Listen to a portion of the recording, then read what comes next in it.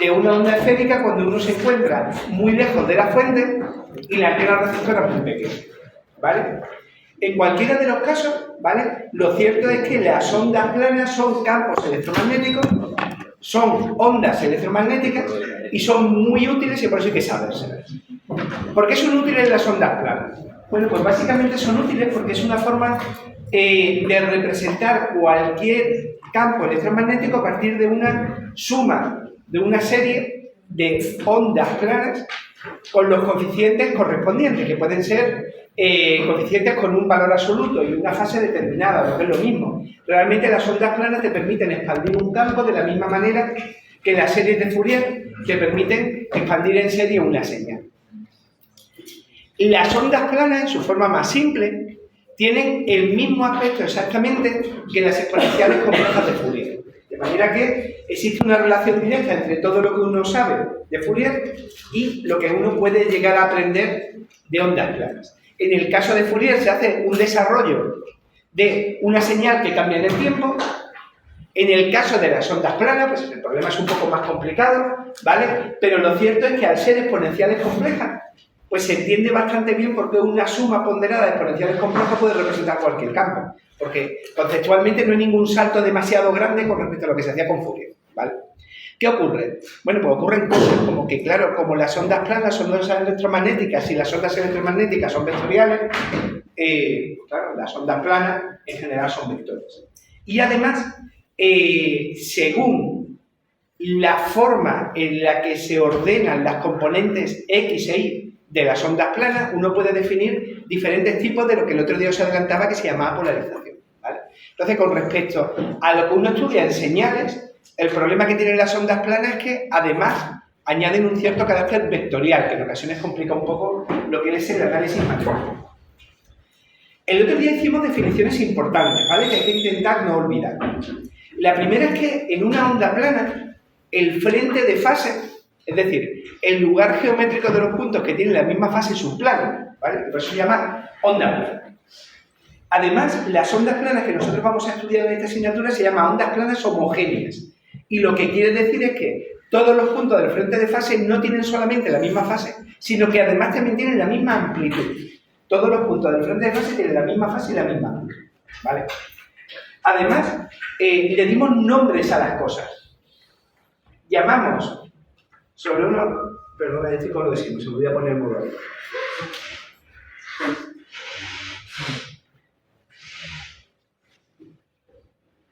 Vale. Nosotros llamamos ejes X e Y, ¿vale? Porque algún eje tenía que coger. Llamamos a los ejes X e Y ejes transversales. Y a la dirección de propagación de la onda, que en este caso saldría de la pizarra, que a vosotros, le llamamos eje longitudinal o eje de propagación. El llamar a esto X, Y y Z en concreto es algo arbitrario. Yo utilizo este sistema de coordenadas. Pero lo de llamar coordenadas transversales y coordenada longitudinal, eso es general. Entonces, en una onda plana, el campo electromagnético está siempre contenido en el plano transversal. Así que si yo pinto el campo E siempre está contenido en el campo transversal. Da lo mismo que esto lo llame X, Y o de cualquier otra manera. Lo importante es que el campo eléctrico y también el campo magnético, los dos, están contenidos en el plano transversal. Y, por el mismo motivo, una onda plana no puede tener componente en la dirección longitudinal de propagación. Así que si yo digo que E es EX más EY más EZ y esta onda se propaga en dirección Z, no puede tener ese componente. Y por eso a este tipo de ondas se le llaman ondas electromagnéticas transversales, ¿vale? Es decir, son ondas electromagnéticas en las que tanto el campo eléctrico como el campo magnético están contenidos en el plano transversal. Así que hay que distinguir siempre entre transversal y longitudinal.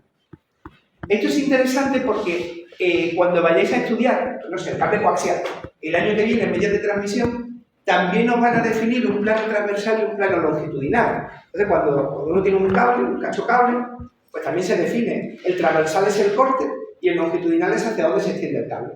Y se va a utilizar el mismo concepto y la misma terminología. Entonces, transversal, en este caso sería el plano de la pizarra, longitudinal, la dirección en la que se propaga la onda, en este caso hacia vosotros. Más cosas. Ya dijimos hace tiempo, y lo repetimos el otro día, que la forma en la que se propaga una onda cuando uno trabaja en el dominio de la frecuencia es expresarla como un exponencial, un i elevado a menos gamma por z, donde gamma se llamaba constante de propagación compleja y z era la dirección de propagación. Y además, por nuestro convenio de signos, e elevado a menos gamma por z implicaba propagación en sentido positivo del eje z, y e elevado a más gamma z implicaba propagación en el sentido negativo del eje z. Y os decía que esto puede no parecer intuitivo a primera vista, pero el motivo por el que esto significa propagarse en sentido z es porque la constante de atenuación nosotros la definimos positiva. Entonces, si la constante de atenuación es positiva, la onda se atenúa a medida que viaja. Y este signo menos es el que te proporciona esa atenuación. Entonces, propagándose en sentido más z, en el exponente tiene un menos. Propagándose en el sentido menos z, en el exponente tiene un más. Y en última instancia, la razón es que nosotros definimos la constante de atenuación como un número positivo. La alfa es un número positivo. Bien. De manera genérica, una onda plana se puede expresar como una onda que viaja hacia adelante y una onda que viaja hacia atrás. La onda que viaja hacia adelante y la onda que viaja hacia atrás pueden tener diferentes amplitudes, no tienen por qué tener las mismas. Nosotros, en esta asignatura, no vamos a estudiar problemas de reflexión, es decir, no vamos a estudiar el problema de que llega una onda, choca contra un medio y parte se refleja. Pero el año que viene, en medios de transmisión, sí vais a estudiar ese problema de una onda incidente y reflejada. Entonces, para nosotros, en esta asignatura, lo único importante va a ser ese primer término, que es la onda que viaja hacia adelante. Pero lo cierto es que en un problema electromagnético general, las ondas pueden viajar hacia adelante, chocar contra algo, reflejarse y volver hacia atrás. Entonces, encontraréis las expresiones que te permiten calcular cuánto se refleja una onda cuando choca contra un determinado interfaz. Todas esas cosas las estudiaréis el año que viene en medio de transmisión. Por eso, la fórmula general o la expresión general de una onda plana tiene que tener esas dos componentes, hacia adelante y hacia atrás. Si no hay onda reflejada, entonces el único término que te importa será este de aquí, ¿vale? Pero en un problema general pueden aparecer los dos de manera simultánea. Y cada uno de ellos con una amplitud diferente que depende del problema que estés analizando. Más cosas. Cuando se estudiaba el problema de la onda plana y uno metía todas esas condiciones de que tuviera la misma fase, la misma amplitud en todos los puntos del espacio y sabía que no tenías componente z y lo metías en la ecuación de onda, cuando uno repetía lo que hicimos el último día, de lo que se daba cuenta es que aparecían de repente dos ecuaciones de onda escalares y desacopladas. Eso quiere decir que esto que yo estoy poniendo aquí es la solución de la ecuación de onda para una de las componentes transversales. Pero hay otra idéntica para la otra componente transversal. Y de la forma más genérica posible, una onda plana será la suma de cuánto apunta en dirección X más cuánto apunta en dirección Y. La relación entre la amplitud y la fase de las dos componentes transversales es lo que luego vamos a ver que se llama polarización. ¿Vale? Más cosas que vimos el otro día. Bueno, pues otra cosa que vimos es que, aunque nosotros hemos hecho todo el desarrollo en campo eléctrico, sacar el campo magnético y calcular la densidad de potencia es algo bastante inmediato. ¿Vale? Sacar el campo magnético puede requerir únicamente aplicar la ecuación de Maxwell de siempre, eso lo puedes hacer así, pero yo decía que cuando uno trabaja con ondas planas, normalmente no es buena idea volver a repetir todo ese proceso porque es bastante largo y te puedes equivocar. Entonces, yo el otro día os decía que hay una forma sencilla de saber cuánto vale el campo magnético a partir del campo eléctrico, simplemente basándose en las propiedades de la propia onda plana. Entonces, el campo magnético es perpendicular a la dirección de propagación, es perpendicular al campo eléctrico y además la relación entre H y I es la misma relación que hay entre I y V, dividido entre la y la. Entonces, si tenéis un problema de examen, por ejemplo, tenéis que calcular el campo magnético y resulta que el campo eléctrico que te estoy dando se corresponde con una onda plana, lo que tienes que decirme es, oye, esto es una onda plana por este motivo y por este motivo. Y por tanto, el campo magnético te lo voy a calcular así. ¿Que alguien quiera hacerlo con el rotacional? Está en su derecho. El único problema es que vas a tardar más tiempo y probablemente te equivoques. Porque, claro, es mucho más largo el proceso, es más fácil equivocarse en ese proceso que en estudiar. Y además, esta expresión a mí me demuestra que no tiene las propiedades de la onda plana, porque está todo metido aquí dentro. ¿Vale? Que es proporcional a z, por lo tanto, la onda plana no puede tener componentes de dirección z. ¿Vale? Que el campo magnético proporcional es perpendicular al campo eléctrico, que es otra propiedad básica de las ondas electromagnéticas. Y además me demuestra que, bueno, que entiendes que la relación entre H y E es una relación equivalente a la que hay entre V y I. Entonces, esto tiene más chicha de lo que parece, no solamente una fórmula más sencilla, sino que tiene dentro un bagaje conceptual importante. Con respecto a la impedancia, que ya os he hablado de ella alguna vez, esa impedancia, que se llama impedancia del medio o impedancia intrínseca del medio, el otro día os decía algo importante, y es que cuando el medio es de bajas pérdidas, la impedancia es aproximadamente real. Esto es importante, ¿vale? Entonces, Z es aproximadamente real si la tangente de pérdidas es muy pequeña. Esto tiene que ver con algo que estudiamos en el tema anterior. En el tema anterior clasificamos los materiales como materiales de bajas pérdidas o materiales de muchas pérdidas. Y los materiales de bajas pérdidas, los buenos dieléctricos, nosotros los identificamos con materiales con tangente de pérdida muy pequeña. Pues en general, ¿vale? Cuando la tangente de pérdida es muy pequeña, ocurre que, primero, la constante de fase es aproximadamente la constante de fase del caso sin pérdidas. Y segundo, la impedancia intrínseca del medio es aproximadamente la impedancia del caso sin pérdida, es decir, es aproximadamente un número real. Entonces, a todos los efectos, si vosotros estáis estudiando la propagación de una onda plana por un material que tiene bajas pérdidas, podéis considerar desde el principio que la impedancia es un número real. Bueno, ¿esto cómo se hace en el examen? Pues me lo tienes que decir. Es decir, en el examen me tienes que decir, mira, bajo la aproximación de bajas pérdidas, ocurre esto. Y bien porque en el enunciado te da la tangente de pérdida, o bien porque es un subproducto del propio enunciado, en algún sitio tienes que decir que efectivamente mi suposición de que las bajas pérdidas es 100. ¿Vale? Lo tienes que demostrar de alguna manera. Pero, igual que para estudiar esta expresión, me tienes que justificar por qué el campo con el que estás trabajando es una onda plana. Para utilizar este tipo de aproximaciones me tienes que decir, pues, el medio de bajas pérdidas por este motivo, ¿vale? Eso va a ser una parte importante del examen.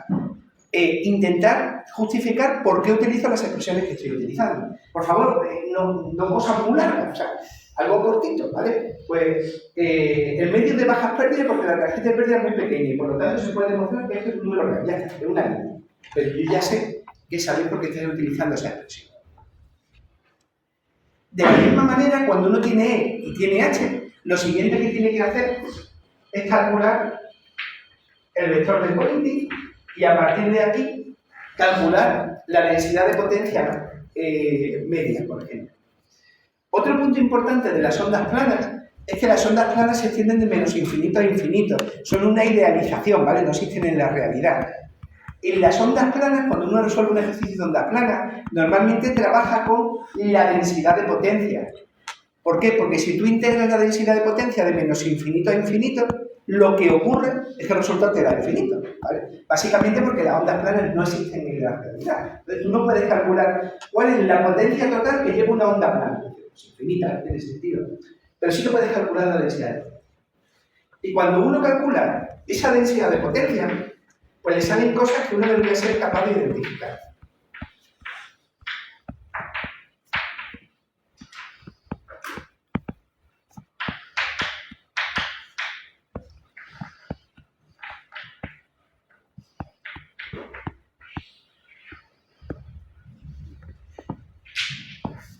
La densidad de potencia cuando la onda viaja por un medio que tiene bajas pérdidas, ¿vale? Cuando viaja por un medio que tiene bajas pérdidas, es una simplificación de las expresiones que hay aquí. Mirad, ¿por qué no intentáis en casa simplemente simplificar estas expresiones que hay aquí. ¿Para qué? Para el caso en el que las pérdidas son pequeñas, porque para el caso de pérdidas bajas, la impedancia es aproximadamente un número real y esa ecuación se simplifica. La simplificación básicamente es esta de aquí, ¿vale? Bueno, vamos a hacerlo bien lento. Una vez más, esta expresión es interesante. ¿Por qué? Porque aparece no solamente cuando uno estudia ondas planas, cuando tú estudias qué es lo que ocurre con la potencia que viaja por un cable coaxial, por ejemplo, las expresiones son del mismo tipo, ¿vale? Y de hecho son muy parecidas, incluso aunque tú calcules cómo evoluciona la potencia en el interior de una fibra óptica. Todo es muy parecido. Este componente de aquí, ese factor, está relacionado con la pérdida de potencia electromagnética a medida que la onda viaja en la dirección de propagación. Y aparece este factor 2α del que os hablaba el otro día, ¿vale?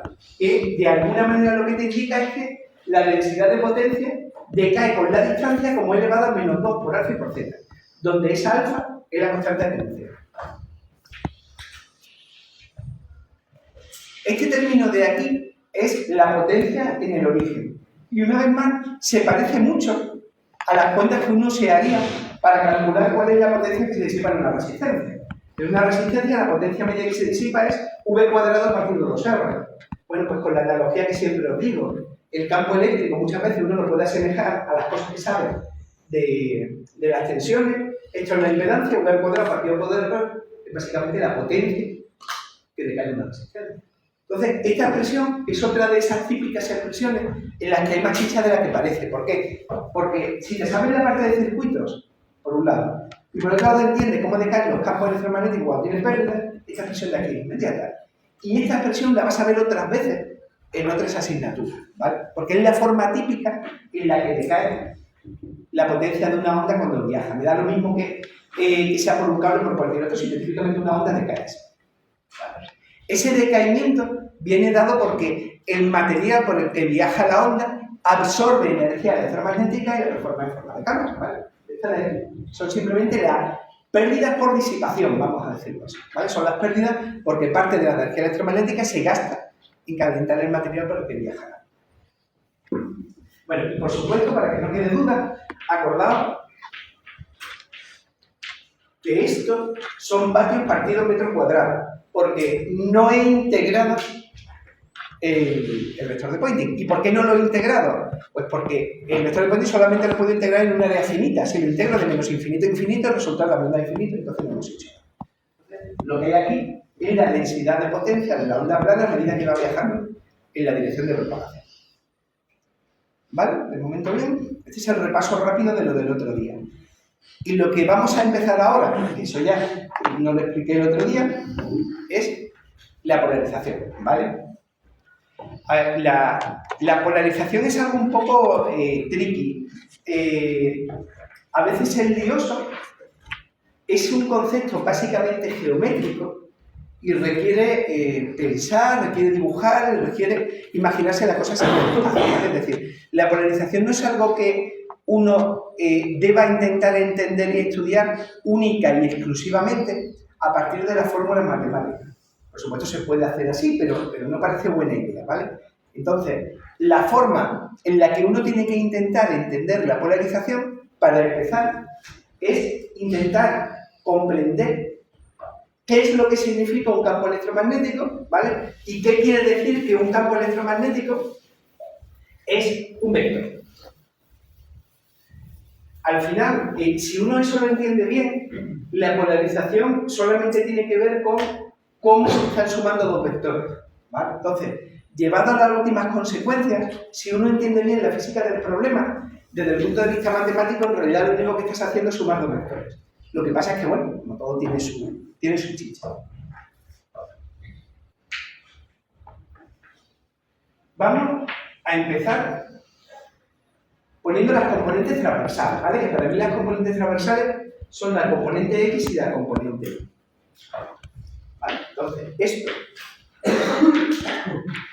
si yo lo sumo, ¿vale? Lo que me va a dar es un vector en una determinada posición del espacio Y ese vector que está en una determinada posición del espacio dependerá de qué. Dice, hombre, pues dependerá de la cantidad de x y la cantidad de y que esté sumando. Si solamente hay x y no hay y, pues la suma de las dos cosas pincha en dirección x. Y solo hay y no hay x, pues pinchará en dirección y. Pero hay un montón de situaciones intermedias en las que esto puede apuntar en una dirección que no es ni la x ni la y, ¿vale? Sino que es una posición intermedia.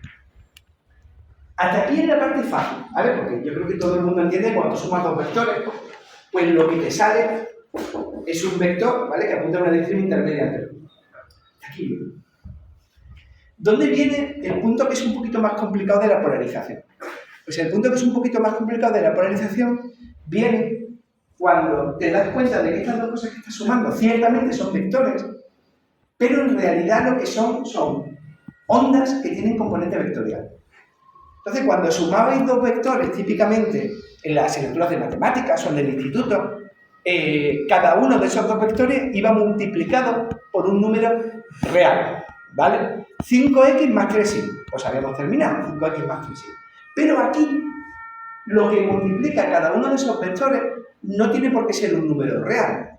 Lo que multiplica cada uno de esos vectores es lo que yo llamo siempre amplitud compleja, que en el dominio de la frecuencia es un número complejo y en el dominio del tiempo está relacionado con la amplitud y la fase que tiene la onda.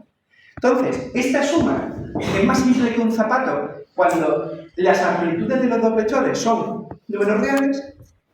Cuando las amplitudes de los dos vectores son números complejos, pues la cosa se complica y uno empieza a no entender demasiado bien qué significa sumar dos vectores en los que la amplitud de los vectores son complejos. Entonces, eso es lo que vamos a intentar responder hoy. ¿Qué significa eso en la realidad? Entonces, para resolver eso, antes de meterme en esta parte matemática, lo mejor es verlo. Y para verlo, pues voy a volver a poner el programa ese que os puse el otro día. ¿Vale?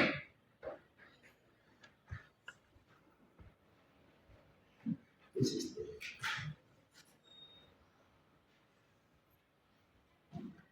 Acordaos de que en este programa, como yo decía antes, en este programa, la convención de signos que se utiliza, de ejes que se utilizan, no son el x y z que yo he usado. Aquí la dirección de propagación es la x. Pero no pasa nada, porque nosotros sabemos que esta dirección es la dirección longitudinal y las otras dos, ¿cómo se llaman? Transversales. Entonces, si pensamos siempre en términos de longitudinal y transversal, no me importa demasiado que me cambien los ejes de coordenadas. Bueno, me tengo que fijar un poquito, pero no es un problema súper serio. Bien. Ahora lo que voy a hacer es simplemente dibujar qué es lo que significa el campo eléctrico. Es un vector a lo largo del tiempo en una posición determinada del espacio, para un caso muy sencillo. Bueno, pues en este caso de aquí se ve claramente que eso es un vector y es un vector cuya amplitud cambia con el tiempo, ¿vale? Y ahora, si yo me mirara esto así como de frente, me doy cuenta de que ese vector está cambiando en la dirección horizontal, ¿vale? A eso yo lo llamaría una onda que está polarizada horizontalmente. ¿Por qué? Porque la dirección en la que está vibrando el campo es justamente una dirección transversal. Y como la dirección transversal que tengo ahí es paralela al suelo, y paralelo al suelo nosotros le llamamos horizontal, pues a eso le vamos a llamar polarización horizontal. Y sería el caso de tener solamente esta componente de, ¿vale? Eso es lo que se ve. Pero claro, alguien me puede decir, bueno, pero también puedo tener la polarización vertical. Lo que voy a poner ahora es solo polarización vertical. ¿Vale? Eso sería el equivalente de decir, ahora esta parte es la que vale 0 y la que es diferente de 0 es esta componente de aquí. ¿Vale? Entonces, si tú te fueras a un punto del espacio y miraras qué es lo que hace el campo eléctrico con el tiempo, descubrirías que el campo eléctrico es un vector que apunta en dirección vertical y cuyo tamaño va variando al ritmo que varía el seno de la onda. El seno de la onda pasa por valores positivos, por valores negativos y por el cero. Y lo que está haciendo eso es recorrer los valores positivos, los valores negativos y tendencias. Vale. Ahora lo que vamos a hacer es ir muy poquito a poco complicando el problema. Este problema yo lo digo que es sencillo porque solamente he cogido una de las dos componentes en cada caso. Entonces no he sumado nada. Bueno, si queréis sumar una cosa más cero, que es como no sumar nada. Pero ahora lo que voy a hacer es suponer que estas dos componentes tienen exactamente la misma amplitud. ¿Vale? Y cuando me refiero a la misma amplitud, me refiero a la misma amplitud compleja, es decir, las multiplico las dos por el mismo número. ¿Vale? Lo que estoy haciendo con los slides que veis aquí es simplemente cambiar la amplitud de cada uno de ellos. Cuando hago eso, fijaos lo que me sale. Se parece un montón a lo de antes. Sigue oscilando en una línea. Lo que pasa es que ahora la línea no es horizontal ni en vertical. Es una línea que aparece en diagonal. Bueno, ¿y por qué aparece en diagonal? Dice, hombre, porque he sumado esta componente más esta componente y las he sumado con la misma amplitud. Y como las he sumado con la misma amplitud, pues es como cuando uno suma un vector que hace así, un vector que hace así, pues lo que te sale es algo que sale como 45 grados. Eso es lo que estáis viendo ahí. A eso de ahí se le llama polarización lineal, pero ya no es ni horizontal ni vertical, ¿vale? Esto se le puede llamar, si queréis, oblicua, porque no es ni horizontal ni vertical. Aquí ha salido a 45 grados, pero no es obligatorio que sea 45 grados. Imaginaos que yo ahora hago esto. He puesto mucha cantidad de esta componente y muy poquita cantidad de esta otra. Pues ¿qué es lo que pasa? Es como cuando tú sumas dos vectores. Si sumas mucho de uno y muy poco de otro, se te inclinan. Eso es lo que estáis viendo ahí. ¿Sigue siendo polarización lineal? Sí, porque eso sigue rotando, sigue moviéndose o sigue oscilando en una recta. ¿Vale? Entonces sí, es polarización lineal. Pero es polarización lineal lo mismo. El ángulo que forma eso con los ejes coordenados depende de la cantidad de x y de y que se suman. ¿Vale? De manera que yo puedo hacer que esto cambie la dirección en la que está vibrando simplemente cambiando la suma de x y de y. Pero esto sigue siendo, entre comillas, sencillo. ¿Por qué? Porque esto es idéntico a la suma de vectores clásica con números reales. Básicamente porque lo que estoy haciendo es cambiar el módulo de la amplitud compleja, pero la fase no la he cambiado. Entonces, hasta este punto, hasta aquí, básicamente lo que os estoy diciendo es, si sabéis sumar vectores, sabéis todo lo que hay que saber sobre las polarizaciones lineales. Porque lo que estamos haciendo es sumar vectores, igual que os enseñaron en el instituto. No hay diferencia. Bueno, ¿y dónde está la gracia ahora? Bueno, a ver. Ahora he dibujado la onda propagándose, ¿vale? En la dirección longitudinal. Veis que lo que hace esa flechita, ese vector, es seguir el seno. Por eso os decía antes que tiene valores positivos, negativos y pasa por el cero. La curva roja es el campo eléctrico, la curva azul es la perpendicular, que es el campo magnético, ¿vale? Y lo que hace ese vectorcillo es sencillamente seguir la forma del campo eléctrico, no hace ninguna otra cosa, es decir, lo único que hace va siguiendo como el borde de esa sinusoide que tenéis ahí. Pues ahora lo que voy a hacer es, voy a quitar esto, ¿vale? Voy a excitar las dos componentes de la polarización, las dos componentes transversales, con la misma amplitud. Pero la fase ya no la voy a dejar a cero. Ahora le voy a poner una fase de 90 grados. Es decir, los dos con la misma amplitud, pero de fase de 90 grados. Ya no te valen las matemáticas del instituto para sumar vectores. ¿Por qué? Porque lo que estoy haciendo es que una de las componentes le estoy dando amplitud 1 y a la otra le estoy dando amplitud J. O si lo quisierais ver así en el dominio del tiempo, a una de ellas es coseno de omega t y la otra es seno de omega t. Bueno, pues, ¿qué es lo que sale en ese caso? En ese caso, lo que sale es que el vector hace eso. Esto ya no se parece a el vector oscilando en una línea arriba y abajo. Eso hace ya una cosa un poco más rara. De hecho, si os fijáis, tiene como el centro siempre está en el mismo sitio y lo que va cambiando es la orientación del vector, hacia dónde apunta. Y si ahora dibujo la trayectoria, que es simplemente, yo qué sé, como poner en la puntita de la flecha un lápiz, pues sale algo así. A esto se le llama polarización circular. Entonces, ¿por qué a esto se le llama polarización circular? Porque la figura geométrica que describe el vector de campo es un círculo. ¿Y por qué sale un círculo?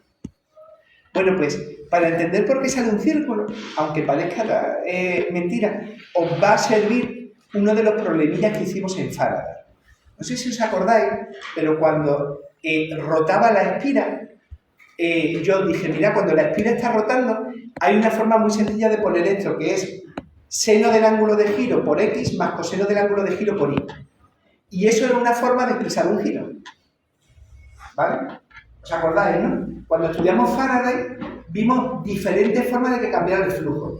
Y una de las formas era que la espira girara. Y cuando la espira giraba, yo os dije, el vector normal a la superficie lo podéis poner como componente X por el seno del ángulo más componente Y por el coseno del ángulo.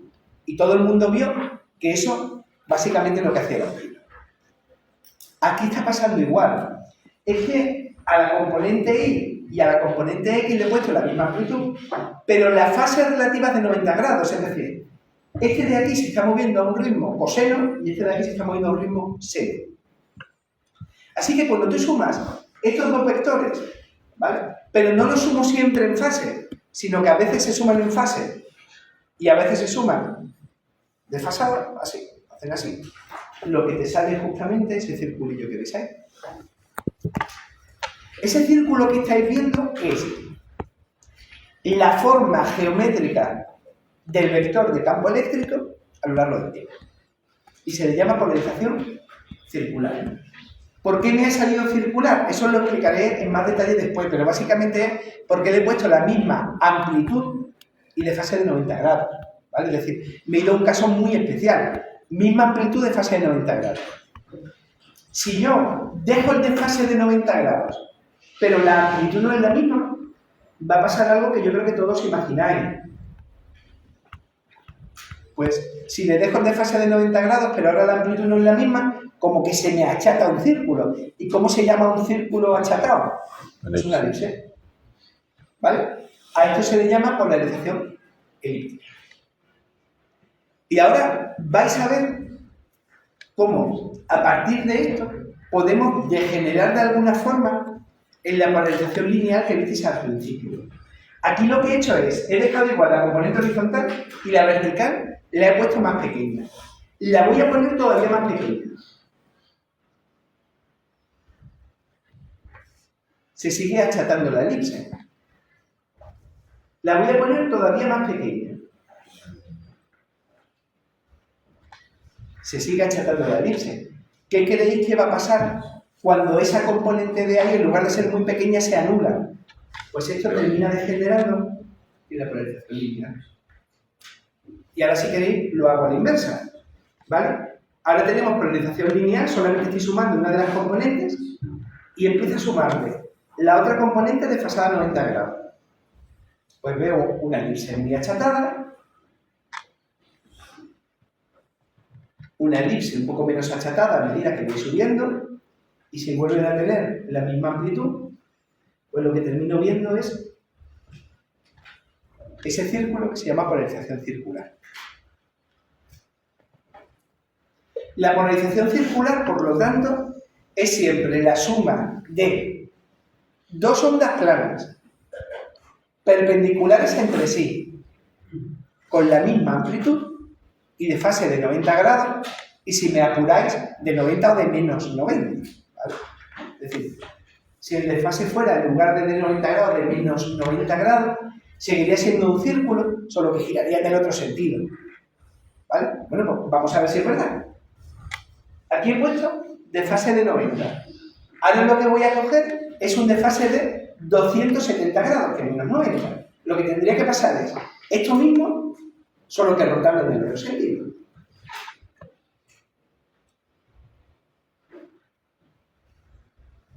Pues sigue teniendo polarización circular, pero rotando en sentido contrario. Entonces, si la amplitud es la misma y el desfase es de 90 grados o de menos 90 grados, en los dos casos hay polarización circular. A uno se le llama polarización a izquierdas y al otro se le llama polarización a derechas. Pero sale exactamente. Bueno, ¿y por qué? ¿Por qué el hecho de empeñarse en clasificar la polarización de la luz en función de la figura geométrica que define el vector? O sea, ¿por qué motivo estoy haciendo esta cosa tan curiosa? Que es como ponerle un lápiz a la puntita de la flecha, ver qué forma tiene y en función de eso decir la polarización es de este tipo. ¿Por qué lo hago así? O sea, alguna razón debe haber. Pero pues, hay una razón sencilla. La razón es esto. Si tú quieres entender cuál es la polarización de la luz directamente a partir de los campos C y H, entendidos como ondas que viajan por el espacio, pues buena suerte. ¿Vale? Es decir, ese sacacorchos que veis ahí es como difícil de interpretar. Y eso es lo que hace la onda electromagnética, eso es lo que hace la luz de verdad. Pero claro, yo miro eso y no sé, mi cerebro no es capaz de procesar eso, no tengo suficiente información. Pero si yo me fijo en un punto concreto del espacio y lo que represento es qué figura geométrica representa el campo eléctrico, entonces de repente mi cabeza ya lo entiende. Eso está haciendo circulillos. Entonces, la representación del sacacorchos, que cuando yo estudiaba, pues era una transparencia en acetato negra, que no se veía nada, yo creo que nunca llegué a entender lo bien que la estudiaba, lo cierto es que aquí se ve muy bien. Esto es justamente lo que hace el campo electromagnético de una onda plana polarizada circularmente. Y el motivo por el que se clasifican las ondas electromagnéticas, lo referente a la polarización, como yo os estoy enseñando, es porque es una forma extraordinariamente compacta de entender qué es lo que está haciendo la onda. Mientras que el dibujo, como ese que veis ahí, en función del tiempo y el sacacorchos, eso no hay Dios que lo entienda. Entonces, todo el mundo, ¿cómo habla de la polarización de la luz? Pues lo habla en función de la forma geométrica que dibuja el vector de campo eléctrico cuando varía con el tiempo. ¿Vale? Eso es para mí la polarización. La polarización es la forma geométrica que dibuja el vector de campo eléctrico a lo largo del tiempo. Y puede ser lineal, puede ser circular, puede ser elíptica.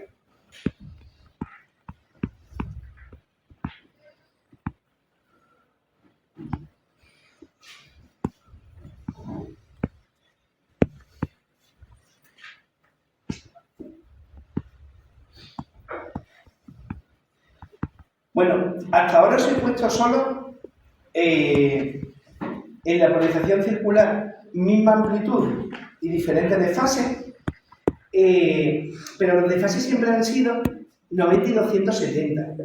¿Qué es lo que pasa si yo pongo un desfase de 180 grados, por ejemplo? Pues que me vuelve a salir la polarización lineal, solo que en lugar de estar inclinada así, está inclinada para el otro lado. ¿Y qué es lo que me pasa si pongo ya un ángulo que no es ninguno de los evidentes? Es decir, si no es ni 90, ni menos 90, es 180, si pongo otra cosa, ¿qué pasa? Venga, voy a poner 60. Bueno, pues la cosa se empieza a complicar un poquito, pero tampoco demasiado. Sale una elipse, por lo tanto la polarización es elíptica, y lo único que ocurre es que el eje mayor y el eje menor de la elipse ya no están orientados según los ejes coordenados. Pero claro, es que no puede ser de otra forma, ¿vale? Es decir, los grados de libertad que tengo son la amplitud y la fase.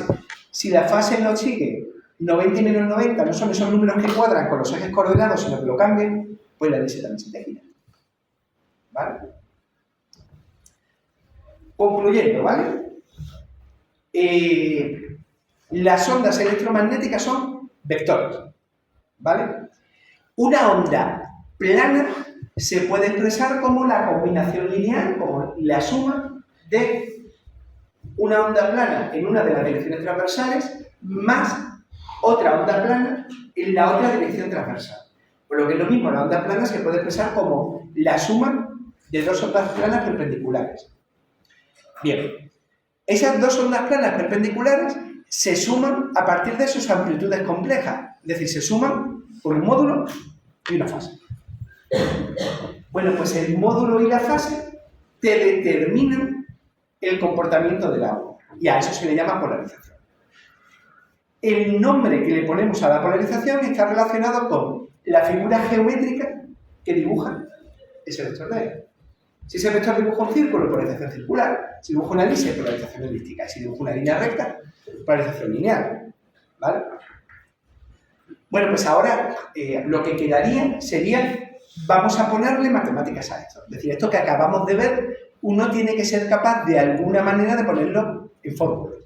Bueno, pues lo que vamos a ver ahora es cómo se expresa todo lo que tiene que ver con la polarización con las fórmulas típicas de ondas, es decir, con cosenos, senos, desfases y todo lo demás, con las mismas ondas que hemos visto siempre, ¿vale? Pero ahora le vamos a prestar mucha atención a la amplitud y la fase con la que estoy sumando esas ondas.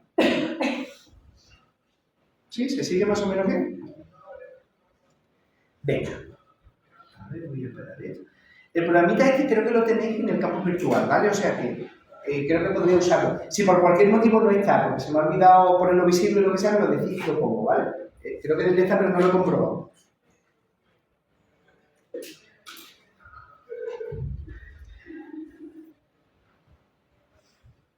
Bueno, pues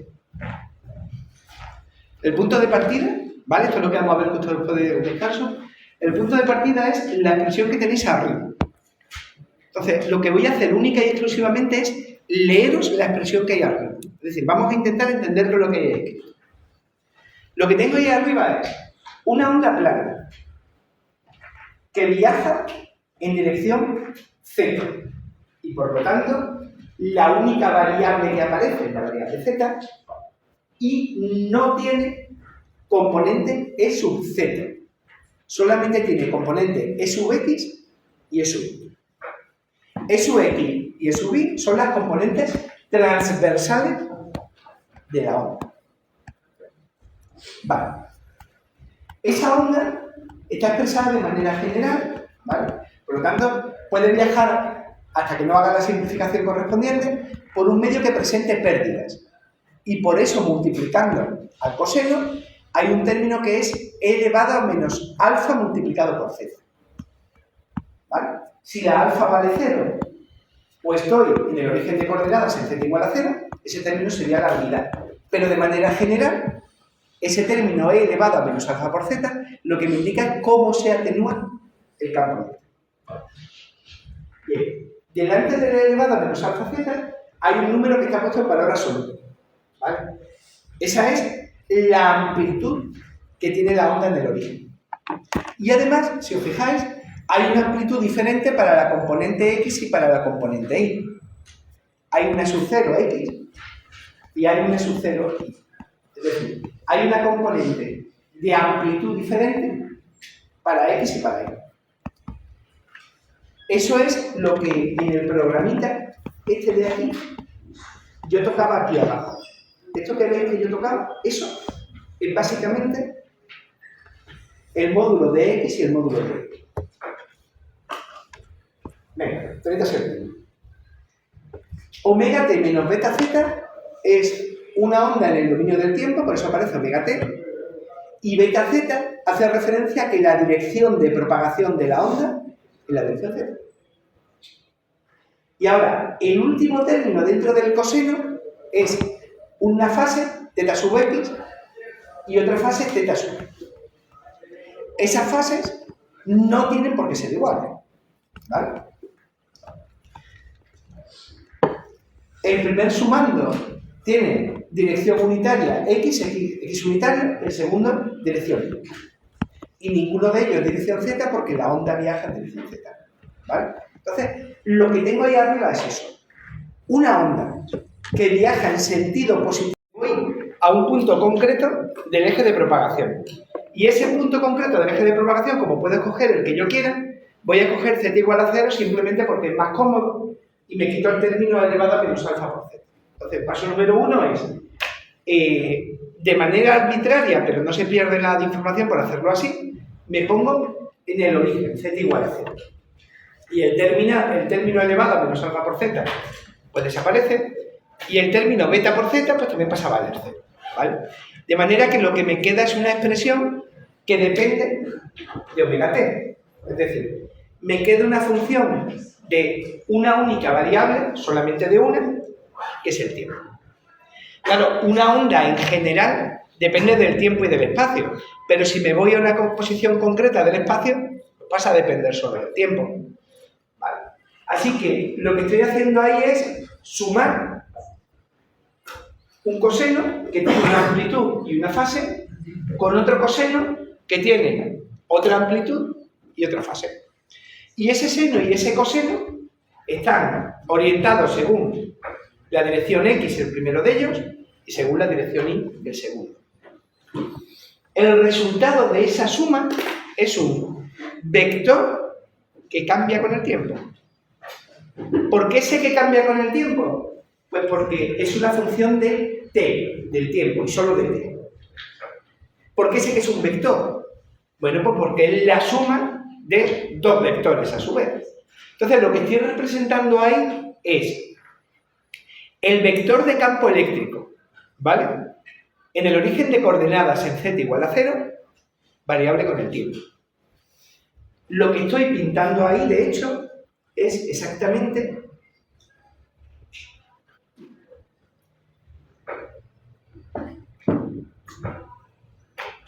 esto de aquí. Eso es lo que estoy pintando. Estoy pintando el vector de z en una posición determinada del espacio y cambiando con el tiempo. ¿Vale? Entonces, la segunda expresión, la particularización para z igual a 0, es básicamente, si os vais al programa de antes, es representar el campo eléctrico. Y es un vector variable con el tiempo. La forma que tiene la puntita de ese vector a lo largo del tiempo es lo que nosotros llamamos polarización. ¿Vale? Ahora, de manera genérica, eso dibuja una elipse. De manera genérica, eso dibuja una elipse. ¿Qué pasa? Bueno, pues que la ecuación de una elipse colapsa a otras figuras geométricas en casos muy determinados. Por ejemplo, una elipse colapsa, por decirlo de alguna manera, a una línea recta cuando el eje mayor o el eje menor son nulos. Y una elipse se transforma en un círculo cuando el eje mayor y el eje menor tienen la misma amplitud. Entonces, la forma más general de referirse a la polarización es diciendo que esa ecuación que hay ahí es la ecuación que define una elipse. ¿Vale? Y ahora, para determinados casos particulares, la elipse se transforma en una línea recta con una cierta orientación o en un círculo. Pero de manera general, la polarización, a priori, es una elipse. Y ahora, los casos especiales de la elipse, en los que uno de los ejes es nulo, o en los que los dos ejes tienen la misma amplitud, se denominan polarización lineal o se denominan polarización circular.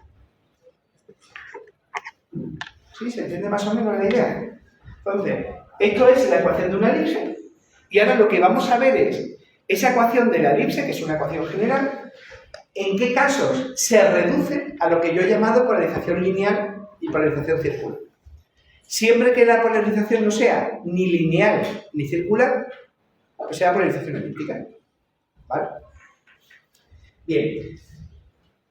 Aquí hay una errata que me han dicho antes del descanso, que es importante, ahí justo donde he señalado, que esto evidentemente no es x0 menos, esto es y sub 0, es y sub 0 de ahí, ¿vale? Esto es y sub 0. Corregirlo si no me importa. ¿Dónde he puesto el circulito? Eso de ahí es y sub 0 más. ¿Vale? ¿Lo habéis visto todos? Ahí. Venga. Total, que en principio... Sí, perdona. ¿Se puede ir a la expresión del vector de Jones? ¿El qué? Si se puede ir a la diapositiva de la expresión de... Ahí hay más cosas, pero no hemos llegado. Ah, vale. Yo me voy.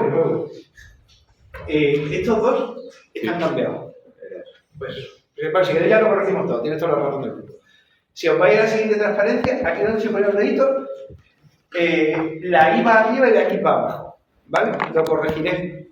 Pero de momento, para que nadie se le pase, la I va arriba y la X va abajo. ¿Vale? ¿Lo veis todo? En la siguiente transparencia aquí, la I va arriba y la X va abajo.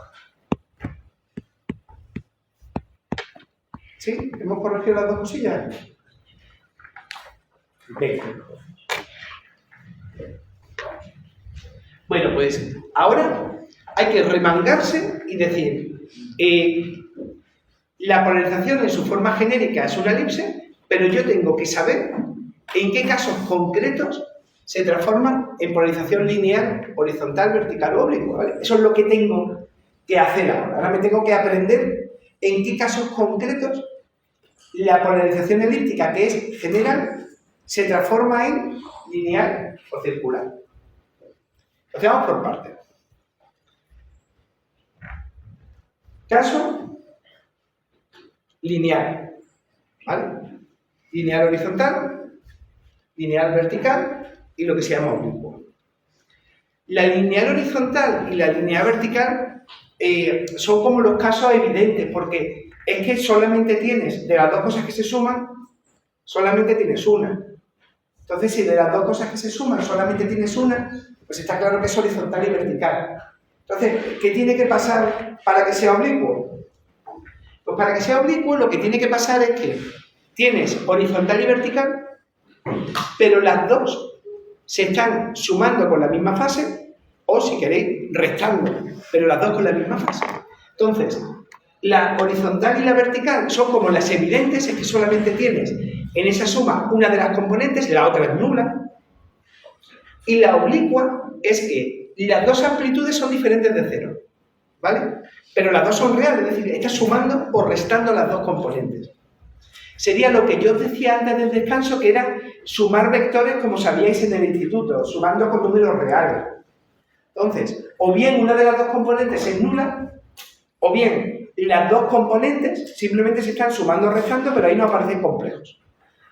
Eso, en términos de fase, quiere decir que los dos términos que se suman aquí arriba tienen la misma fase o un desfase de pi. Acordaos que un desfase de pi es como restar, ¿vale? Entonces, cuando una de las componentes no existe, o bien las dos componentes tienen diferente fase, pero la fase tiene que ser o 0 o pi, es el único caso, ahí la polarización es lineal.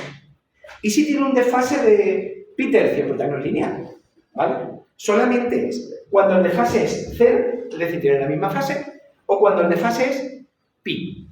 Pero en términos que nosotros lo podamos entender mejor, es cuando los dos cosenos se están sumando o se están restando, ¿vale? Para que lo entendamos mejor. Cuando los cosenos simplemente se suman o se restan con la misma fase, entonces es lineal. Pero si el desfase es cualquier otro valor que no sea ni 0 ni pi, pues entonces ahí ya no tienes polarización lineal. Entonces la polarización lineal aparece en tres casos, ¿vale? Una de las componentes es nula, me da igual, ¿vale? Las dos componentes tienen la misma fase, o las dos componentes tienen la misma fase más pi, ¿vale? En esos tres casos tienes polarización lineal. Y ya digo que esta, la forma de entenderla es la que os he dicho. Es como si estuvierais sumando simplemente vectores como toda la vida, sin tener en cuenta desfase. Porque el desfase de pi es como restar vectores, por lo cual viene a ser lo mismo. Bien, primer caso especial entonces es este. Segundo caso especial, polarización circular. Para tener polarización circular, las dos componentes tienen que tener la misma amplitud y desfase de 90 o menos 90 grados. ¿Vale? Para tener polarización circular, las dos componentes tienen que tener la misma amplitud y el desfase tiene que ser de 90 o de menos 90 grados. Todo lo que no sean estos dos casos, lineal o circular, es polarización elíptica. Bueno, pues dentro de lo que es la polarización elíptica, hay un caso en el que te sale una elipse alineada con los ejes coordinados, es decir, una elipse que no está doblada. Bueno, pues esta elipse que veis ahí, que sin duda es una elipse pero está alineada con los ejes coordinados, este caso de aquí es cuando el desfase es de 90 grados, pero las amplitudes del eje mayor y del eje menor no son iguales. Entonces, cuando esto ocurre, desfase de 90 grados, pero las amplitudes no son iguales, en ese caso, lo que te sale es polarización elíptica, pero alineada con los ejes. Entonces, ¿cuál es el caso general? Una elipse doblada, ¿vale? Una elipse no alineada con los ejes. Ese es el caso general. Caso particular. Lineal, una de las dos componentes es nula, o el desfase entre las componentes es cero, o el desfase entre las componentes es pi. Básicamente, sumar vectores con números reales. Segundo, polarización circular. Las dos componentes tienen la misma amplitud, pero de fase de 90 grados, o menos 90 grados. Tercer caso especial, una elipse alineada con los ejes. El desfase es de más o menos 90, pero las amplitudes de las dos componentes son distintas. ¿Vale? Bueno, pues, a ver, hay más cosas que contar de la polarización probablemente y demás. Pero esto es lo más importante, esto es lo que os vendría muy bien saber para el año que viene cuando Gonzalo haga todo el repaso de ondas planas. ¿Vale? Esto, en principio, habría que intentar sabérselo. Y el resumen es, la polarización de manera general siempre es elíptica y hay casos particulares de lineal, circular y elíptica alineada con los ejes. Entonces hay que saberse esos tres casos. Lo que pasa es que, si los entiendes bien, no son complicados, porque el lineal es muy sencillo y el circular es simplemente misma amplitud de fase de 90, entonces, o no menos 90, entonces es como muy sencillo de recordar, ¿vale? No es especialmente difícil. Pero esto sí que hay que sabérselo. Tú tienes que saber poner qué significa polarización lineal, circular o elíptica. Vale. Todo esto os lo he definido en el dominio del tiempo y utilizando la expresión completa de el vector campo eléctrico en el dominio del tiempo, la onda completa. Esto está bien, es correcto y todo fantástico. Es decir, no hay nada especialmente raro. Lo que pasa es que estamos muy acostumbrados a trabajar en el dominio de la frecuencia, en régimen permanente sinusoidal. Entonces convendría ver qué pinta tiene todo esto de la polarización en régimen permanente sinusoidal. Y además, ya puestos, convendría saber de qué manera se codifica de una manera muy compacta la información de polarización en el dominio de la frecuencia. Entonces, esto de aquí es el dominio del tiempo, de hecho bueno, se ve claramente porque la expresión aparece en omega t, y ahora lo que voy a intentar explicaros es cómo uno visualiza la polarización en el dominio de la frecuencia, y también voy a intentar explicaros una forma compacta de meter la información de la polarización, ¿vale? Eso es lo que hay en esta transparencia de aquí.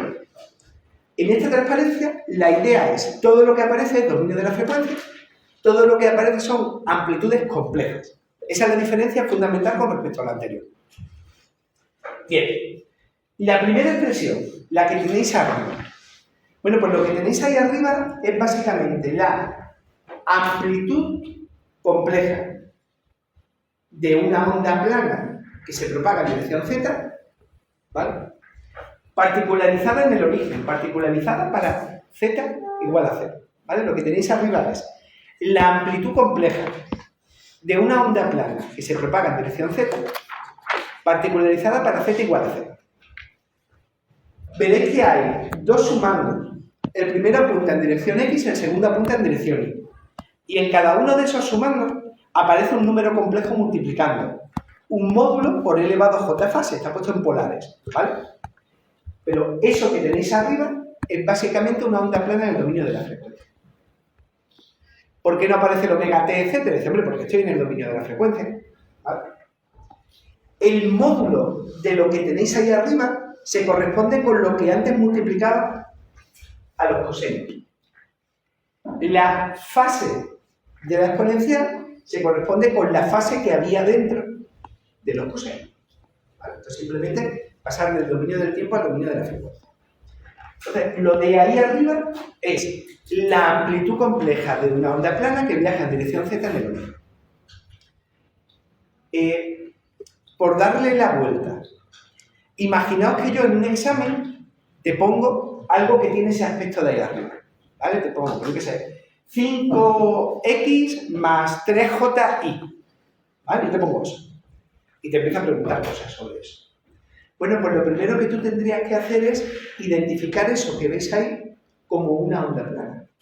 Entonces, en el sentido de que yo te digo que es una onda plana y se expresa así, todo el mundo lo entiende, pero imaginaos que fuera el inverso. Que yo te pusiera una amplitud compleja y tú tuvieras que deducir que efectivamente esa amplitud compleja es una onda plana, es decir, el proceso inverso. Pues tú tendrías que hacer como una serie de comprobaciones, por ejemplo, las ondas planas no apuntan en la dirección de propagación. Bueno, pues eso es lo primero que uno tendría que hacer. Las ondas planas son constantes en la dirección transversal. Pues es lo siguiente que uno tendría que chequear, ¿vale? Entonces, tenéis que saber hacer el camino en los dos sentidos. Tenéis que identificar el aspecto que tiene una onda plana a partir de su expresión en el dominio del tiempo y también a partir de su expresión en el dominio de la frecuencia. Entonces, ¿qué son las dos cosas que normalmente uno tiene que chequear primero? Pues no puedes tener componente en la dirección de propagación, ¿vale? Eso es importante, y la onda plana homogénea tiene el mismo valor en todos los puntos de la sección transversal, ¿vale? Si cumples esas dos condiciones, entonces tienes una onda plana. Si alguna de esas dos condiciones no la cumples, pues no es una onda plana. Sí, tiene que tener el mismo valor en todos los puntos del espacio, en todos los puntos transversales. Es decir, no puede poner ahí coseno de x básico o algo parecido a eso. ¿Por qué? Pues eso significaría que cada punto de x y y tiene un valor distinto. Y la onda plana homogénea tiene el mismo valor de amplitud en todos los puntos del espacio.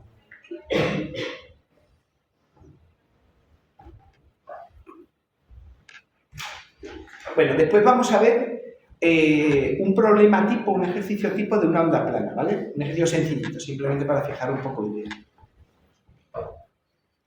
Bueno, pues la gente que trabaja en polarización, y bueno, esto se puede aplicar a cualquier rama del electromagnetismo, pero es muy típico en óptica, la gente que trabaja con polarización suele trabajar, en lugar de con las expresiones esas sumando por el vector unitario y por otro vector unitario y demás, que es bastante largo, la gente lo que suele hacer es utilizar vectores. ¿Os acordáis que una de las ventajas de MATLAB es que MATLAB trabaja súper bien con matrices y con vectores? Es una forma muy cómoda de trabajar con MATLAB. Bueno, pues eso se le ocurrió a la gente de MATLAB, pero se le ocurrió a mucha gente antes de que MATLAB existiera. Trabajar con vectores y trabajar con matrices es bastante cómodo. Entonces, la forma en la que se puede poner de manera compacta una onda plana con una cierta polarización es utilizar lo que se llaman vectores de Jones. Bueno, Jones, pues supongo que sería el señor que lo inventó. Vector, pues es un vector. Y es un vector que tiene, un vector columna que tiene dos posiciones. Una posición se corresponde con una de las polarizaciones y la segunda posición con la polarización ortogonal a esa. ¿Vale? Eso es un vector de Jones. Básicamente, un vector de Jones son dos números complejos puestos en forma de vector. Un vector en el que la primera posición tiene un número complejo y la de abajo tiene otro número complejo diferente. Bueno, ¿y cuál es la gracia de los vectores de Jones? La gracia de los vectores de Jones es que si yo quiero escribirte una onda plana polarizada horizontalmente, basta con que ponga eso, 1, 0. Dice, ¿por qué? Porque esto lo que indica es que tengo componente X, pero no tengo componente Y. Esto es una onda plana polarizada horizontalmente. Y es bastante corto. Claro, hay un montón de cosas que hay que saber antes. Lo que está representando eso es la amplitud compleja, por lo tanto, régimen permanente sinusoidal, la amplitud compleja de una onda plana. El primer elemento significa una de las polarizaciones, el segundo significa el segundo, es decir, hay que saber cosas. Pero esto lo que está representando es polarización horizontal. Bueno, y si yo quisiera representar polarización oblicua a 45 grados, pues 1, 1, y aquí le pongo ese 1 partido raíz de 2 solamente para que el vector tenga la misma amplitud que antes, ¿vale? Para que no sea un vector más grande. Pues 1, 1 y aquí 1 partido raíz de 2. Esto es polarización a 45 grados. E insisto, el raíz de 2 sale del teorema de Pitágoras, raíz cuadrada de 1 más 1, simplemente para que el vector tenga la misma amplitud que 1. Bueno, y polarización circular, 1J. Y, bueno, y lo mismo que antes, ¿vale? 1 partido raíz de 2 sale para que tenga la misma amplitud que antes. 1J. Y polarización elíptica alineada con los ejes. Pues, si os fijáis, el desfase es de 90 grados, por eso aquí aparece una J, pero las amplitudes no son las mismas. Entonces, la primera utilidad que tiene irte al dominio de la frecuencia es que puedes trabajar con 2 números, que son 2 números complejos. Y si los colocas en forma de vector, como veis ahí, de una manera extraordinariamente compacta, puedes representar el estado de polarización de la luz. ¿Vale? Entonces, esa es una primera ventaja. Eso está muy bien. ¿Por qué? Porque cuando uno diseña un sistema, me voy a referir ahora a un sistema óptico, pero esto vale para cualquier rama del electromagnetismo, lo que pasa es que se utiliza mucho en óptica. Cuando uno utiliza un sistema óptico, puede tener un estado de polarización de la luz a la entrada, otro intermedio y otro diferente a la salida. Depende de lo que pongas en medio. En un montaje de laboratorio típico, pues la luz que sale del láser tiene aproximadamente polarización lineal. Esa polarización lineal luego pasa por un filtro de polarización, por un rotador, luego eso pasa por una fibra. Y a uno le gustaría saber cuál es el estado de polarización a la salida de mi sistema completo. ¿Vale? Y dice, bueno, ¿cómo hago eso? Pues si nos olvidáramos del electromagnetismo y esto fuera circuitos, pues uno estaría acostumbrado a poner cajita, dice, entrada. Función, cajita con la función de transferencia, ¿vale? Cajita con la otra función de transferencia y ya tengo la salida. Y en circuitos yo creo que eso no llama mucho la atención. Dice, hombre, pues si pongo un circuito y luego pongo otro, pues conecto las 2 cajitas y ya es lo que tengo a la salida. ¿Vale? ¿Qué es lo que pasa? Pues que las cajitas esas de las que me estáis hablando de circuitos son escalares. Para cada valor de entrada tiene su valor de salida, pero todos son escalares, ¿vale? Si quieres son números complejos, pero siguen siendo escalares. Bueno, pues, si yo quiero trabajar con la polarización, pero quiero seguir más o menos el mismo enfoque que yo ya conozco, que me gusta, de entrada, caja, salida, si yo quiero utilizar eso, pues lo que tengo que hacer es representar las entradas y las salidas como vectores, una componente, una posición, otra componente, la otra posición del vector, y el sistema que pongo en medio ahora es una matriz, que sorprendentemente recibe el nombre de matriz de Jones. Entonces, ¿qué es lo que hace esta formulación que os estoy explicando? Pues tú puedes saber la salida multiplicando la matriz de Jones del sistema óptico por la entrada. Y son multiplicar matrices de 2 por 2 por vectores que son de 1 por 2, con lo cual es bastante sencillo. Solamente tienes que saber multiplicar matrices. Y multiplicar matrices sabemos hacerlo con la gorra. Entonces, es bastante típico que para los componentes fundamentales de, por ejemplo, un sistema óptico, tú conozcas cuáles son sus matrices de Jones. Y cuando conoces sus matrices de Jones, simplemente las tienes que ir cajadeando y darle a multiplicar. Y ya tienes la salida en función de la entrada. Imaginaos hacer eso, que por supuesto se puede hacer. Imaginaos hacer eso a partir de E por coseno que apunta en X, que apunta en Y. Claro, se puede hacer, pero requiere como escribir mucho. Y no hace falta escribir tanto. Bien. Sistemas ópticos hay muchos, sistemas electromagnéticos hay muchos, matrices de Jones hay muchas.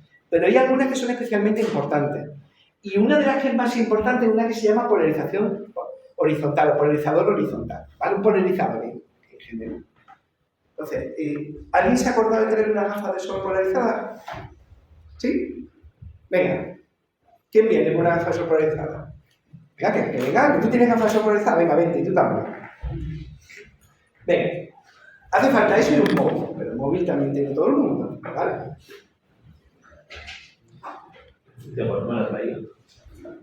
¡Joder! No pasa nada, viendo una es suficiente. Ahora, espero no quedar mal, ¿vale? Vale, gafas de sol polarizadas. Venga, no te vayas, no te vayas. No hay que saber el electromagnetismo para saber lo que tienes que hacer ahora, que es fácil. He de decir que vivo ese problema todos los días cuando intento echar una foto en horizontal, no veo nada. Y no sé si sale. Pues, ¿qué es eso? Es exactamente eso. Pues venga, voy a intentar poner en mi móvil, porque soy un desastre, voy a intentar poner una imagen blanca. ¿Vale? Y ahora es cuando yo quedo mal, tus gafas de sol no son polarizadas. Entonces, venga, yo voy a sujetar el móvil, tú dale vueltas a esto. ¿Vale? Entonces, ponla en una posición determinada. ¿Vale? No lo estoy viendo, ¿eh? Y ahora gíralas así. Si en algún momento veis que se pone en negro, avisadme. A ver, si ponemos oscuro. Bueno, va, significativamente más oscuro. Así más oscuro. Vale, así está más oscuro, ¿verdad? Ahora gira las gafas 90 grados, o sea, así. Pues así debería verse bastante claro. Yo la veo igual. A ver si las gafas de sol no van a ser polarizadas. Si te la pones, Sube el brillo de A la ver. pantalla. Se nota. Soy un... ¿La ves negras? sí. Vale, ahora la voy a girar 90 grados hacia el otro lado. ¿La veis blanca? Y ahora la voy a volver a girar 90 grados, más o menos. No estoy viendo lo que sale en pantalla, solamente estoy girando esto 90 grados. La pista que os da esto es que no estoy haciendo trucos para que esto pase. Es que si pasa una polarización, la otra no puede pasar. Con lo cual, si pasa esta, sé que la de 90 grados no va a pasar. ¿Vale? Esto es esto de aquí. ¿Vale? O sea, esto es un polarizador horizontal. Y la luz que emite el móvil solamente tiene una única polarización. De hecho, pasa un mal rato, perdona. La luz que emite el móvil solamente tiene una polarización. Pero claro, alguien me podría decir, bueno, sí, Alejandro, todo eso está muy bien, pero tú andabas ahí girando aquello. Girar esto es una matriz de giro, pero la matriz de giro de mates. Coseno, seno, menos seno, coseno. Entonces, lo que yo acabo de hacer ahora, lo que acabamos de hacer, es básicamente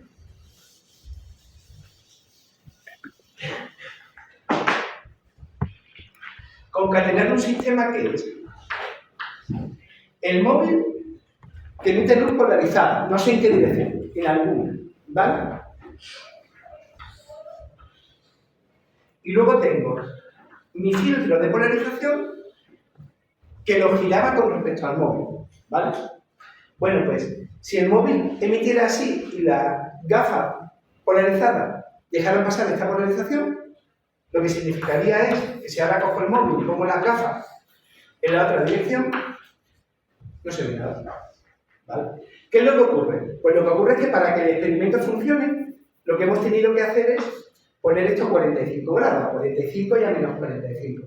Y ya se ha visto que en un sentido dejaba pasar el otro no. ¿Cómo se modela eso? El producto de 1, 0, ¿vale? Ese 1, 0 multiplicado por una matriz de giro y un polarizador. El producto de esas tres cosas, el producto de las tres, es la que a la salida me dice si tengo luz o no tengo luz. Y la luz que tengo a la salida depende de este coseno seno de aquí. En un ángulo determinado lo deja pasar todo, en otro ángulo no deja pasar nada. La matriz de giro no hace que se pierda energía electromagnética ni nada. Pero esta matriz de aquí, que es la matriz del polarizador, tiene una cosa curiosa. Y es que si os fijáis, tiene 3 ceros y un 1. Esa matriz del polarizador lo que hace es que deja pasar la polarización horizontal, pero no deja pasar la polarización vertical. Es decir, si llega luz así, a la entrada, una de ellas desaparece y solo deja pasar del otro lado, dependiendo de la orientación que tenga el filtro. Entonces, las gafas de sol polarizadas lo que tienen dentro es un polarizador horizontal o vertical, que es como está diseñado, típicamente horizontal. Y lo que hacen básicamente es dejar pasar una polarización de la luz, pero no dejar pasar la otra. ¿Y por qué las gafas de sol polarizadas funcionan así? Bueno, pues creo que Gonzalo lo explicará. Resulta que la luz del sol emite típicamente luz en las dos polarizaciones. Pero cuando la luz del sol se refleja en el agua o se refleja en la nieve, Una de las polarizaciones es absorbida o bastante absorbida por el agua o por la nieve y la otra no. Entonces, lo que te molesta en el mar o lo que te molesta en la nieve es el reflejo de la luz solar en el agua de mar, la nieve, ese reflejo. Pero ese reflejo no son las dos polarizaciones. Lo que se refleja es solamente una, porque la otra la ha absorbido la nieve. Pues las gafas de sol polarizadas lo que hacen es quitarte la polarización que se ha reflejado, con lo cual los reflejos te molestan bien. Pero alguien te podría decir, bueno, pero entonces no veo nada. Dice, sí, sigues viendo, porque la luz del sol emite las dos polarizaciones, con lo cual todo el ambiente tiene las dos polarizaciones, solamente te quitan los reflejos de la nieve. Todo lo demás lo sigues viendo. Y eso es mejor que tener una gafa con un cristal muy oscuro, porque si pones un cristal muy oscuro, te atenúas todo por igual, la luz ambiente y el reflejo.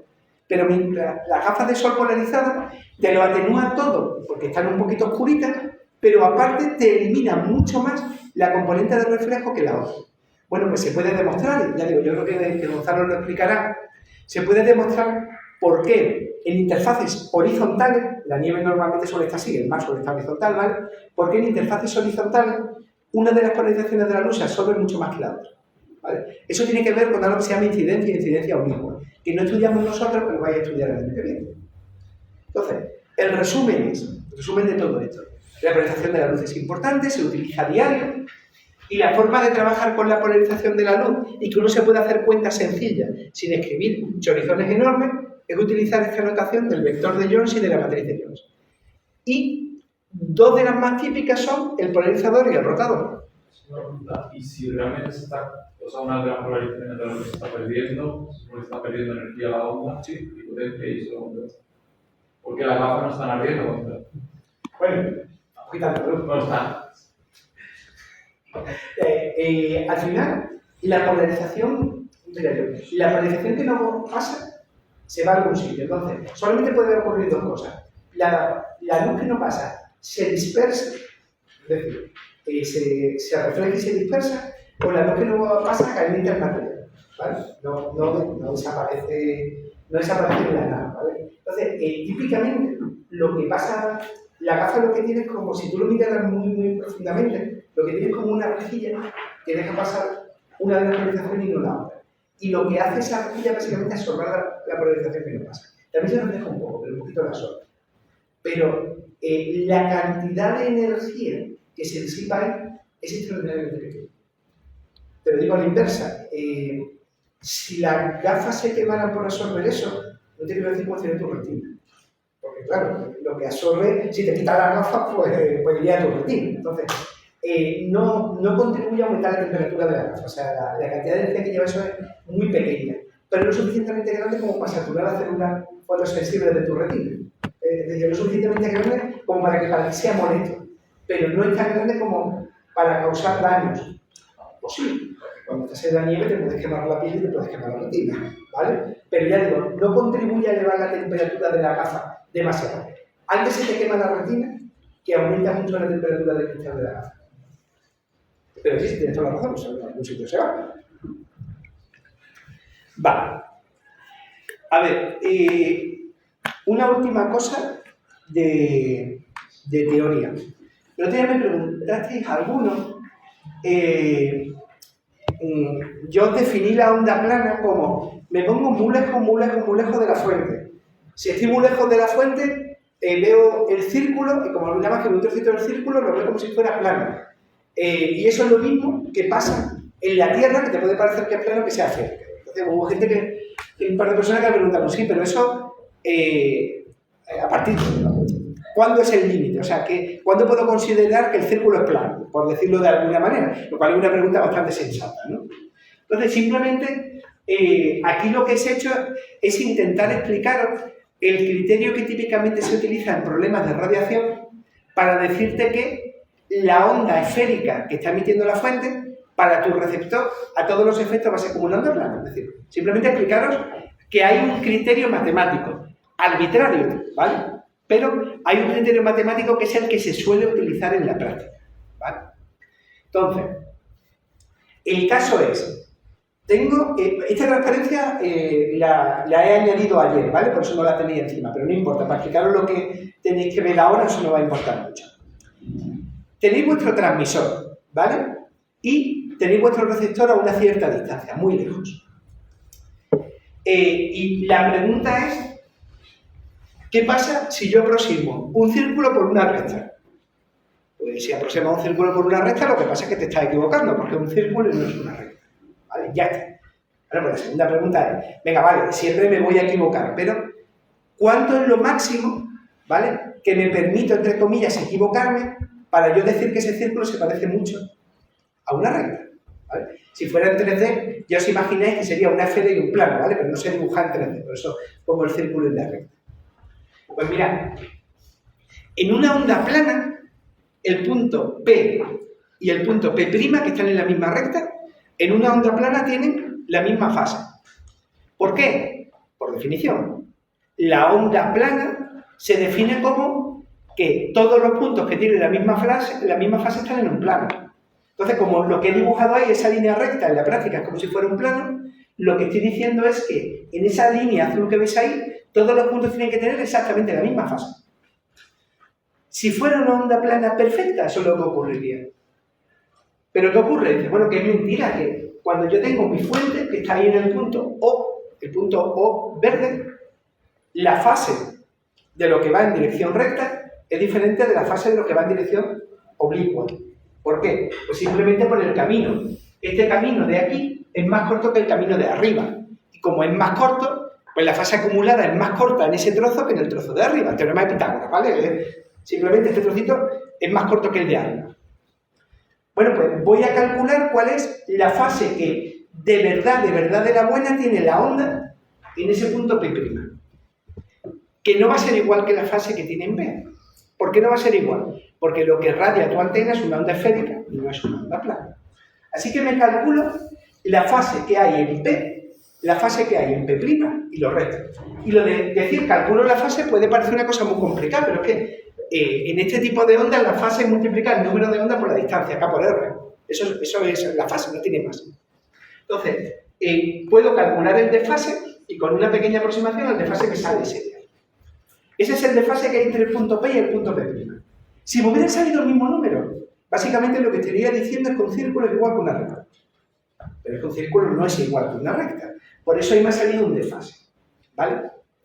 Bueno, pues ahora la pregunta es, para que yo pueda decir que un círculo es casi igual que una recta, sé que no es igual, pero es casi igual, ¿cuál es el desfase máximo que me puedo permitir? Y una vez más, aquí se va a definir un criterio que utiliza la mayoría de la gente y que es arbitrario. El desfase máximo que se puede permitir se dice que es pi octavo. ¿Y por qué no pi partido 1.000.000? Bueno, pues podríamos haber puesto pi partido 1.000.000, pero con pi octavos, ¿vale? Los errores que se cometen en problemas típicos son bastante pequeños. En cualquier caso, esto es simplemente un criterio arbitrario para poner una línea en el espacio. Cuanto más lejos te vayas, más verdad será.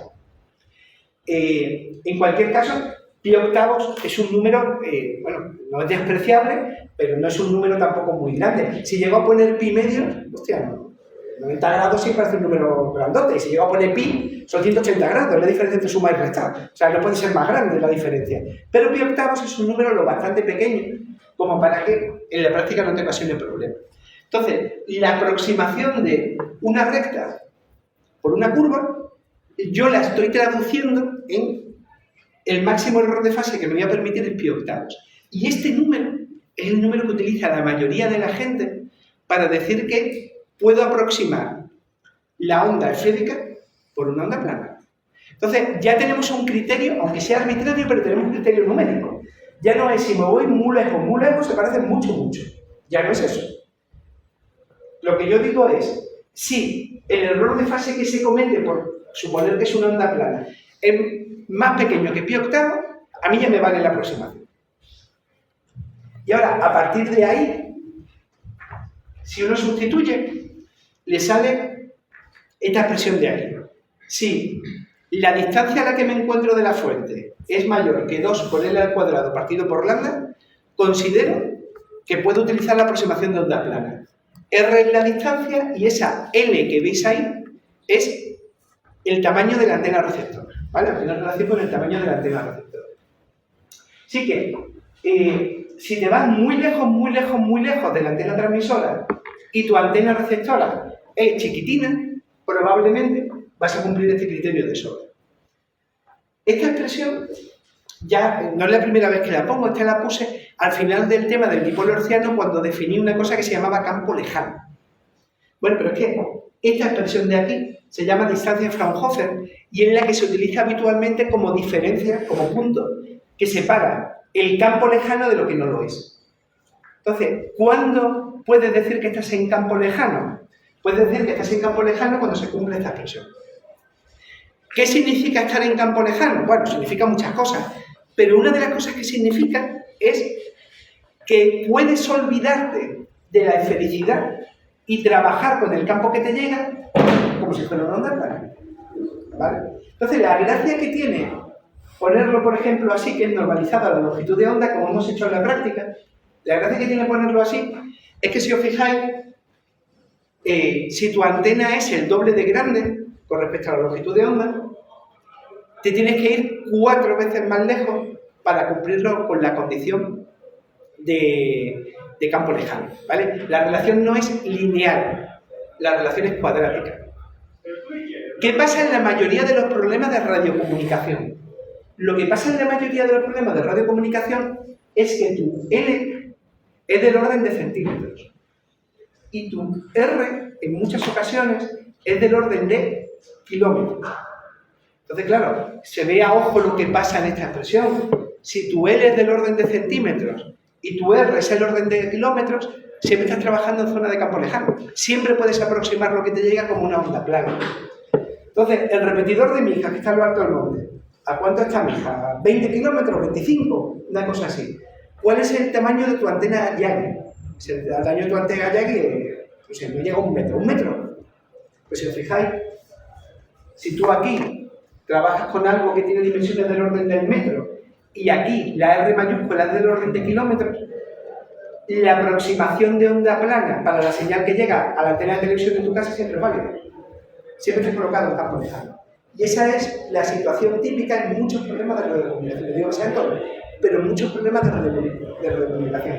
Y cuantifica la aproximación de onda plana. Es decir, ponemos ya un número, que es lo que el otro día me preguntaron. Es decir, ¿qué significa muy lejos?